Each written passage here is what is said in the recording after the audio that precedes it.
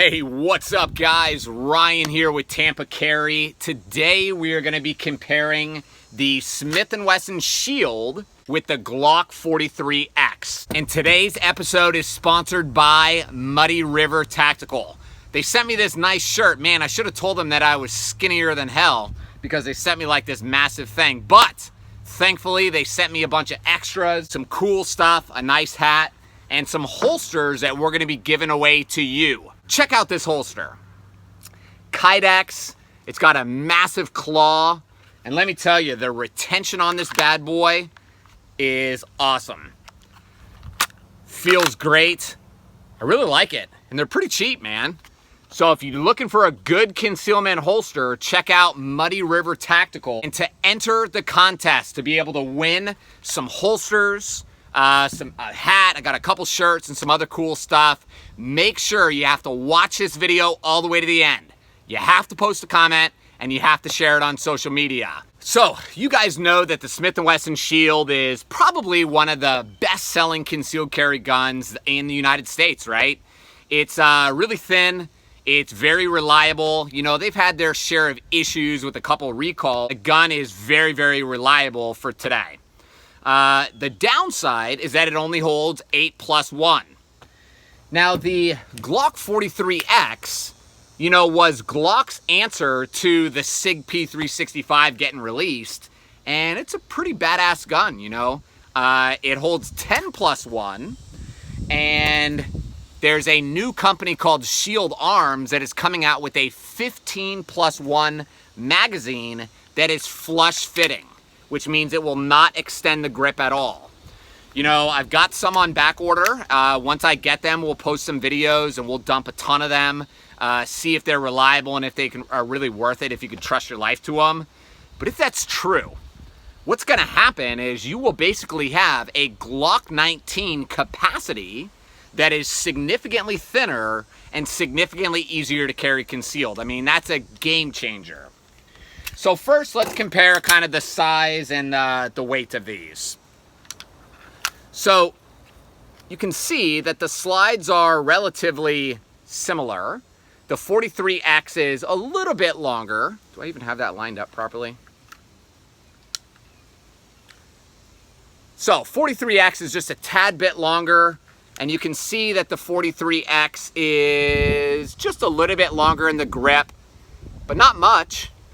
Not much to get those extra 2 rounds. I mean, and you can see the thickness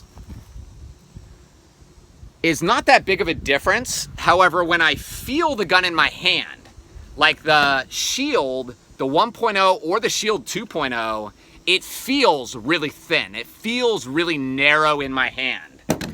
Compared to the 43x, you can see how it's kind of flattened out a little bit in the front strap. I really like that because it makes the gun maintain its thinness while not feel as thin as the Smith Wesson Shield is. It's pretty nice. The controls, everything are easy to operate. Exactly what you would expect from the from any Glock, right? The Shield comes with a manual thumb safety or without a manual thumb safety. I kind of screwed up when I bought this one because I was just rushing and clicking buttons. Didn't realize I was buying one with the manual thumb safety. But whatever. Now, let's talk about the reliability. We know that both of them are very, very reliable, and they're both going to work when you need them to work. The name brands. The name brands are top tier, right? Glock and Smith, those are 2 brands that you can definitely trust. But let's talk about cost. So to buy a Glock 43x, the cheapest that I've really seen them is like $475. Most of them have been around $500. Because it's still a pretty popular hot gun, right? Whereas the Shield 1.0, you can literally buy for $250. Now, here's my idea of why Smith is doing this. I think they're purposely losing money on this gun. So in business, it's called a loss leader. It's anytime you're selling something, knowing that you're gonna lose money, but what you're gaining is so much bigger, right? I think what they're trying to do is really dominate the market share in the United States, which is why they're selling the Shield for so damn cheap. It's just a super high quality gun and it just works. I've never understood why somebody will go out and buy a Taurus G2C or any Taurus product and they say they're doing it because they're on a budget, why? You can get a good quality gun for $250. I know some of you are gonna blast me and say, Taurus is a good quality gun. Bullshit. So you can also get the Shield 2.0 for $350. Now this one has a Crimson Trace green laser. There it is. So I'm sure the laser model is quite a bit more money, but without the laser, $350, you really can't beat that. That is a steal of a deal. Awesome. So who's the winner? Which one is really worth your money? Personally, I think it's the Glock 43x. I think that if your goal is really an EDC gun, high capacity, high reliability for a fair price, I think it's this. And that is contingent on the Shield Arms 15+1 magazine working. Again, if that mag works, this is going to be a game changer. It's going to be super thin, super lightweight, easy to carry. Awesome. Thanks for watching, guys. Tell me in the comments below which gun you think is better.